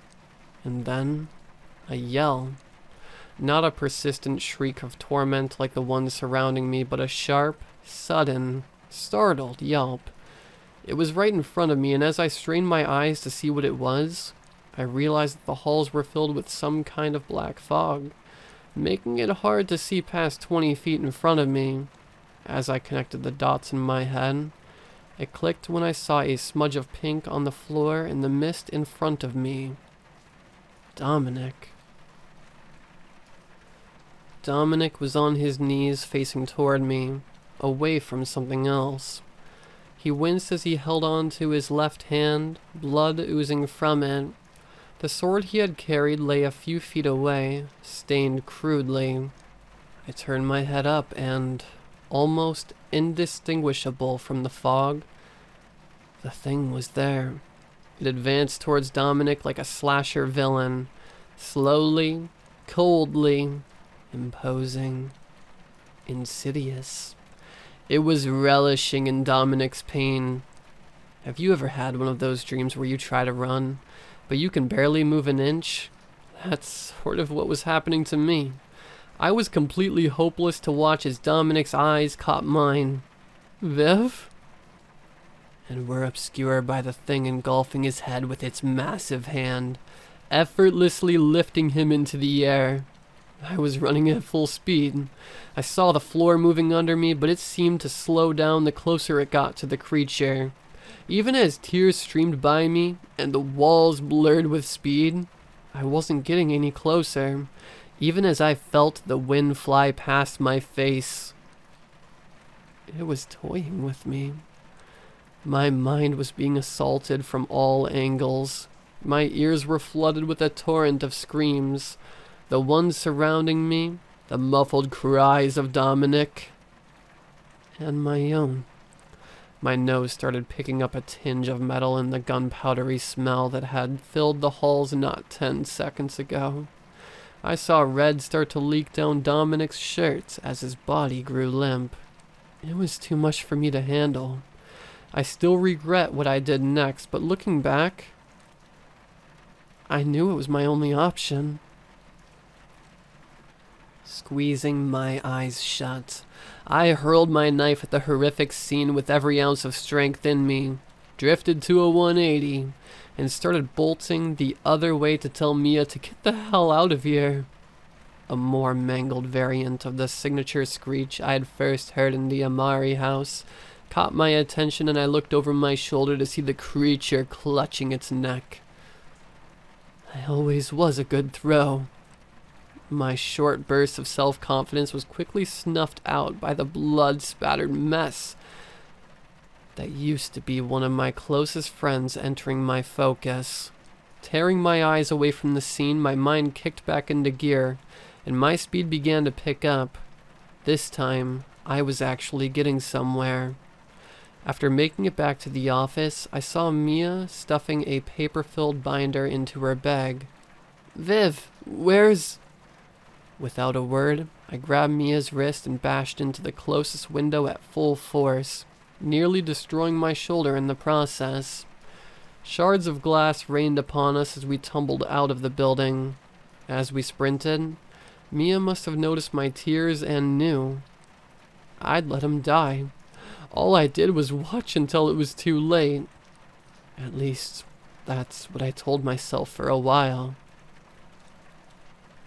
We weaved through the streets and made for the Amari house, where we would stay while I attempted to recover from my injuries. Surprisingly enough, we found the pantries lined with canned food that wouldn't expire for a while. It occurred to me that maybe we could ransack some houses for seeds to plant, which is just what we did. I'm not surprised the curse provides us with these tools. It wants our blood to be on its hands only. We tried our best to give Dominic a proper memorial. This is what we've been doing for the past couple of years. Every few days, we risk our lives to loot a few lockers for notebooks to flip through, in hopes of finding any key to leaving this place. We aren't close to hitting them all, but we aren't giving up just yet. We fortified the Amari house and have our methods of defense down. We haven't killed the thing just yet, but it seems like all it needs is a good sharp poke and it'll back off for a bit. The harvest is bountiful, and the reinforcements are solid. It's safe to say we have a bit of time to find our way out of here. Recently, I've managed to find an internet signal, albeit very poor, on the bridge just above the rift we entered through. Isn't that convenient? I hadn't thought my phone would do so much use here, but hey, here we are, and here I am posting my story here like anyone will believe it. You know what? I think it's time to confess. I have made the choice to forego all location-based details because Mia and I do not want to be found. My name is not Vivian Tobias. Her name is not Mia Lawless. His name was not Dominic Tenchi. I see now why people tried to change the details. I came up with every name in this post at the drop of a hat. Several details were fabricated. I won't say what I made up, but just know that I did all of it on purpose. To make it harder to get here. To throw people off. To keep people safe. All of the pain I've gone through, and everything I saw while in this hell through, all of it was real. If you don't believe this story, trust me, that's fine by me. Hell, I don't want people to believe it, if it keeps them safe. Let this story serve as a warning. If you choose to look further into this, even go as far as to come here yourself, I understand that I cannot stop you. The most I can do is beg you not to. We're trying to find our way out, but if we do, we're staying quiet about this. And we don't trust you to do the same. Please don't try to find us. It's for the best.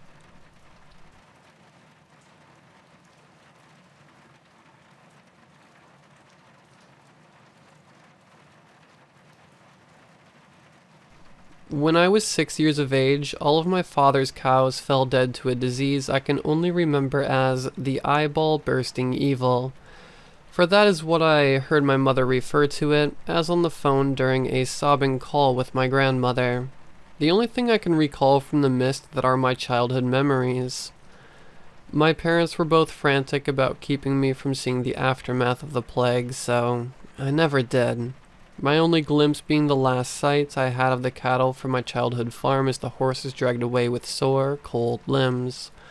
Their peaceful silhouettes littered on the viridian field, bloated and rotting, resting under a robin egg blue sky, lifeless and, by consequence, worryless.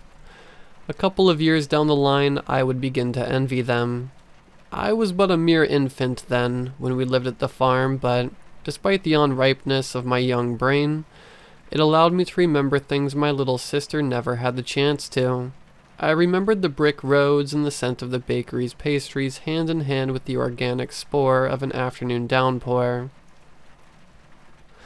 The walls of our house, the hardwood floors, and the oil painting of a queen whose sclerae were white with lead and crown, yellow with chromium that hung over the fireplace. I remembered a vinyl disc in Polish that my dad used to love, and how I could hear it, muffled by the shut door of my room, when he stayed home from work on Saturday evenings. And I remembered the summer dress wearing stuffed bear and its tiny hat, who I had to leave behind, of whose fate I cried at the thought of. I believed it, too, would fall victim to the eyeball-bursting evil, not knowing yet its eyeballs were nothing but glass marbles, and as evil can be, it cannot mess with those who aren't cursed with a beating heart, regardless of fragility. And I think I would have forgotten all those details from my short life at the farm if it weren't for the ghost that seemed to haunt me the moment I stepped foot on the haunted town, and which made me hate its very ruts, clinging and cherishing any and all moments I could recall from before it. I had heard it countless of times. Gratitude. When my father's livelihood perished alongside 8 cows, my grandmother offered us her home as a temporary hostel, which meant leaving the country my parents had inhabited for longer than the existence of many of the larger cities that had, seemingly, sprouted out of the ground in the last decade, coughing sulfur, smoke, and soot, piercing kids' lungs. My mother met my father when they were both in college, her for nursing, him for law, although they both wished to be painters. He always said her accent was one of the many things that charmed him as a young man, and my mother? Well, she never really talked about my father, usually stoic and solemn throughout their 30 years of marriage. As a child, I began to resent her portrait stillness. Soon, I would come to miss it. We moved countries and across Europe during 3 grueling days on a crying, coughing train. It could have been the piercing cold that seeped in from under every door of the harrowing old house, but I was not able to shut an eyes for the blue entirety of the very first night, unable to peel away my pupils from the window beside my stiff bed, hearing the distant sound of my mother's habit of talking in her sleep, and watching the moon crawl like an ice beetle through the English violet sky, plunging with all the time to spare and none at all, behind the hills that covered the horizon, which shone, carpeted with white snow, under the light of a newly born sun. The glass pane quickly lightened in tone, shining clarity over the landscape around me, its tall, elegantly dressed pines, rogue, pointy bushes, and frozen lakes. A sight worth sighing for if it weren't for this sinking hole in the depths of my guts. I got enrolled into the local school not long after. My mother wished to find another Christian institution like the one before, but for obvious reasons she couldn't, or wouldn't, comprehend that wasn't possible. People from my grandma's town held beliefs and ideals that my mother did not understand, and so she feared them, and loathed waving me away every time I left the house, choked by a tie and a polyester sweater. I could see it in her eyes. She wished for nothing more than to grab my wrist, pull me back into the living room, and slam a Bible on the old wooden table for me to read until I bled the blood that fell from Jesus' palms through my eyes. And I found a deeply unknown sense of selfish satisfaction from watching her grieve in silence at the thought of the poisoning of my mind through academics, far from the hands of her God. But alas, I am not to talk about my troubling relationship with religion, and the one who may, or may not, have built everything and everything beyond. For my hand would probably cramp and fall dead as a victim of necrosis, like a forgotten hiker on top of a mountain veiled by snow. That is not the story I wish to narrate this time. I came back from school one particularly gray day to the sound of mutters and hushing getting louder and louder as I approached my grandma's house. I was left outside, surrounded by curious neighbors with big eyes and sharp tongues. My mom had jammed the handle of a spoon from my grandma's silver cutlery into her ear, and was being transported to the hospital. I could hear the wails of an old woman from inside the house, and, not long after, my grandmother stumbled out, held by my father, both speaking to each other in soft words as if to make the other's grief lighter. I knew it all to be pretense, though. They worried not about my mother, but about the way an act of such barbarity towards her own self had shaken their lives. How dare she shatter their precious window of normalcy? They hated what my mother had done to them by doing it to herself, and it that she did was destroy herself with a spoon and stain the carpet with blood. A stain that was probably not going to come out anytime soon, and it would cause it to be replaced. Good, because the carpets were very old. Anyways, and they made the place smell like mothballs, and the ghost of a cat that died a while ago.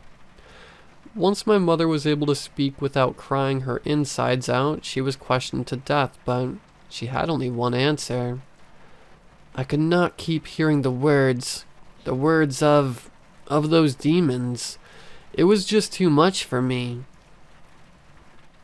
An answer that did not satisfy my grandmother or father, as they still held on to their sense of happiness and comfort by their cuticles and hoped for an I slipped and accidentally jammed 10 centimeters of silver into my skull.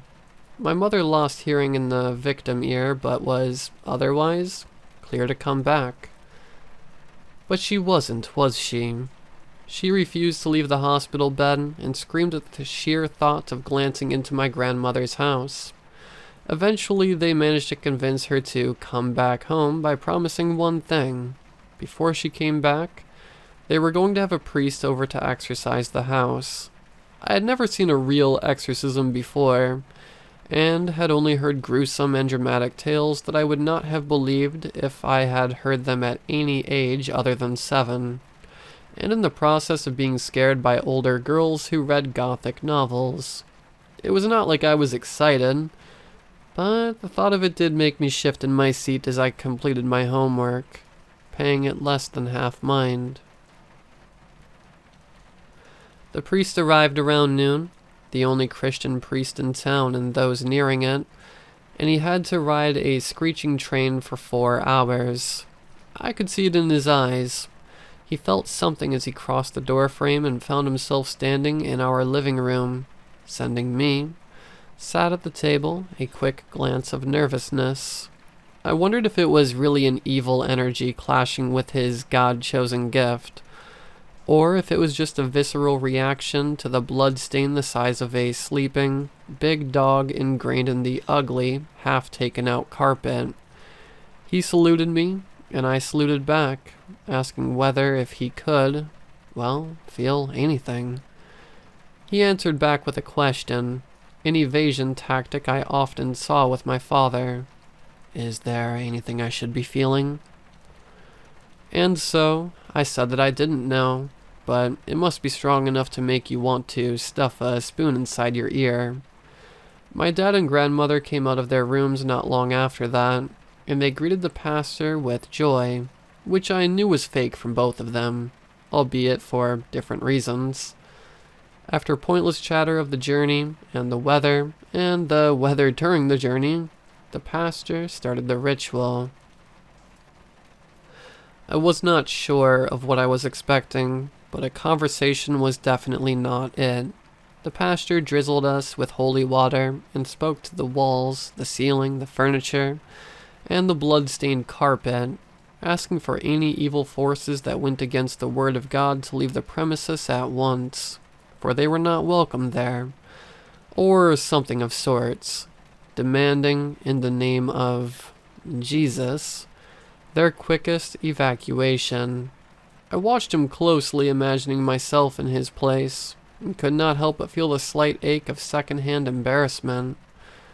Nevertheless, he poured his heart and soul out about his God to the invisible, intangible, insensible entities that may or may not have been there, and afterwards, he left, sore-throated but highly paid.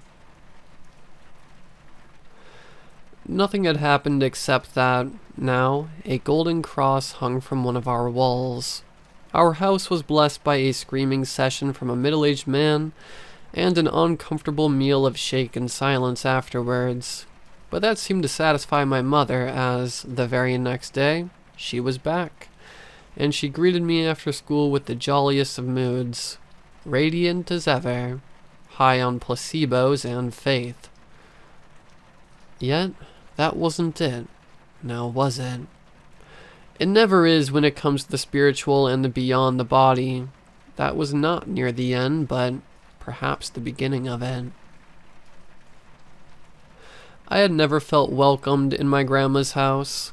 Not because of her, of course, as she was as kind and understanding as an old lady could be after receiving one of her children back home, accompanied by the husband she never really got to like, and their 2 pale kids, but by something else I could never really describe with words other than the sound of creaking doors and the flashing, yellow light of flickering light bulbs over my head as I ate breakfast in the morning. The sky outside a monotonous iron gray, something intangible and, at the same time, larger than life. I tried to pay it as little mind as I could and decided to think I was just homesick for the country we left behind. No one else seemed to feel the way I felt. My dad and sister had acclimated well to the new settings.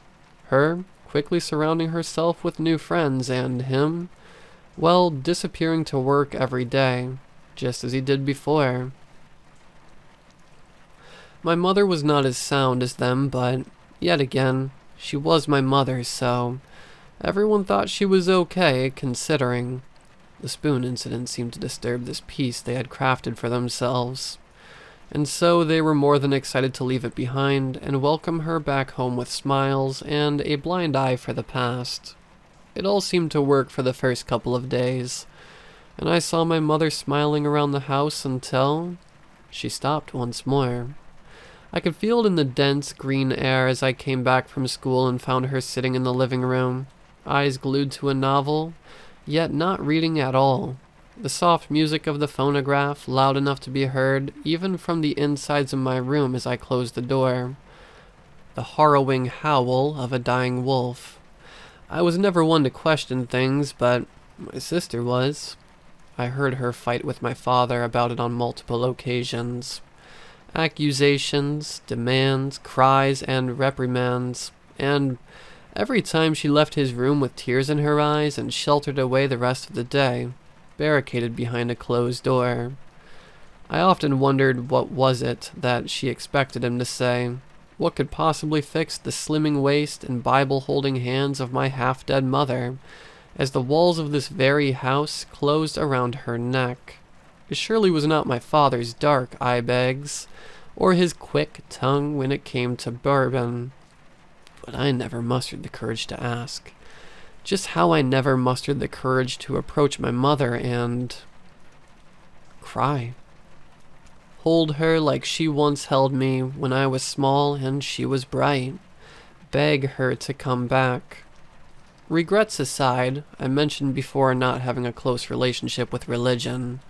Something I think my mother always resented me for, at least a bit.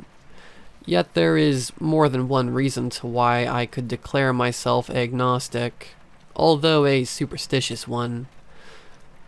I had never been the smartest, granted, not the most hard-working either, so the ways the world worked were still mysteries to me, and my knowledge of science relied greatly on trusting the brighter minds, believing what intelligent people said after decades of research instead of an old book and old people reading old passages.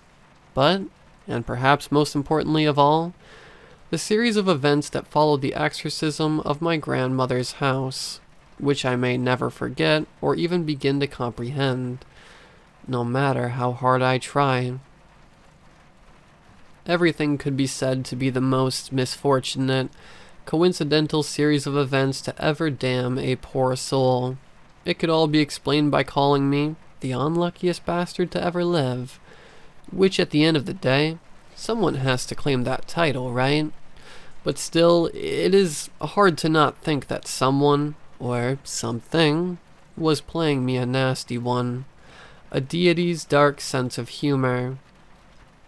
My grandma had a heart attack in the winter, perishing under the moonlight that came through her bedroom window, and cold and stiff by morning, the house smelling of dew, silence, and algor mortis. My mother wept in a way that could have split the earth in two, cries of forerunner pain even more intense than when she obliterated her own eardrum. A doctor came, although she was already the color of uncooked dough, and 3 days later, we buried her in a walnut casket under the cold morning rain, and had boiled eggs for breakfast at 10, which I later heard my sister vomit and wash away. And although they say there's calm after the storm, the tempest for the House of Whispers never ceased. For only a week after my grandma's heart stopped in her pale chest, my mother shoved yet another spoon into her healthy ear, and my father screamed himself breathless as they took her away. My now deaf mother, upon awakening, refused to go back to my dead grandmother's house, and had to be, well, dragged back.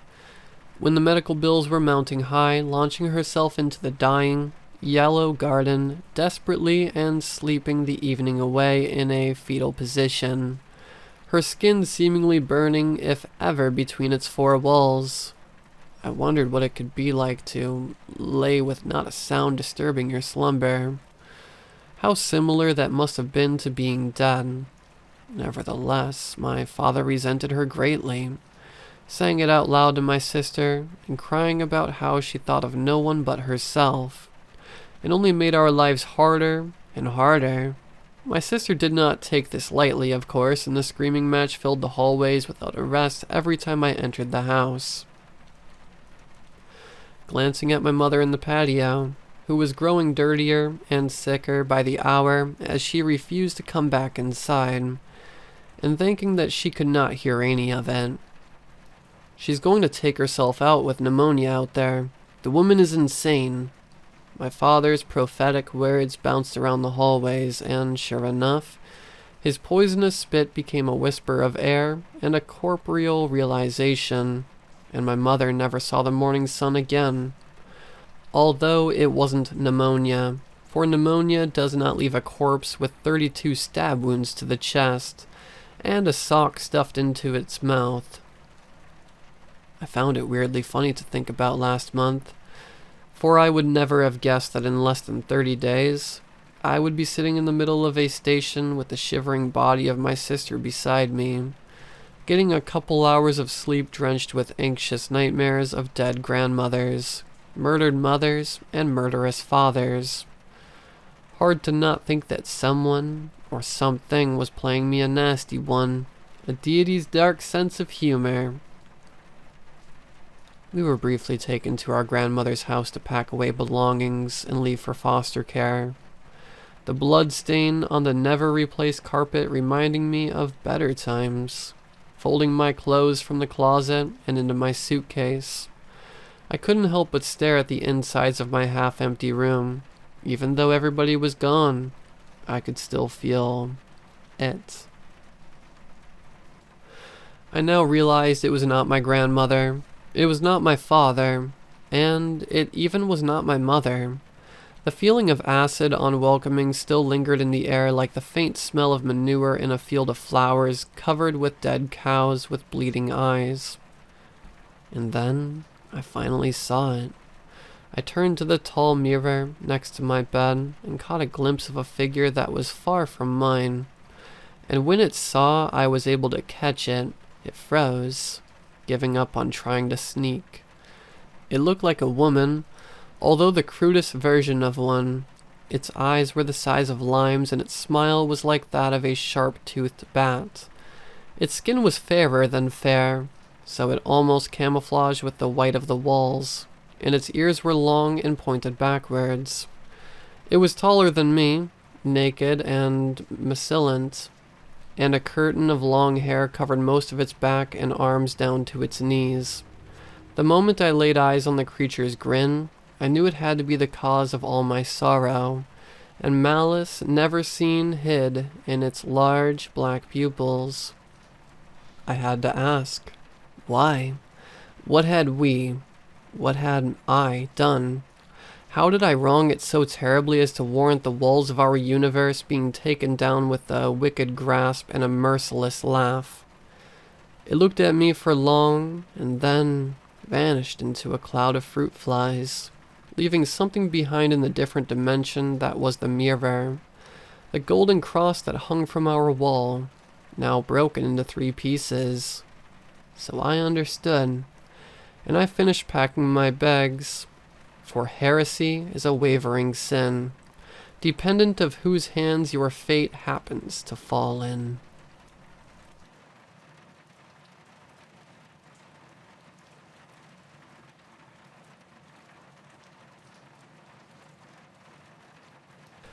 I know most people are going to think I just had a bad dream, but this experience was 100% real, and it still haunts me to this day.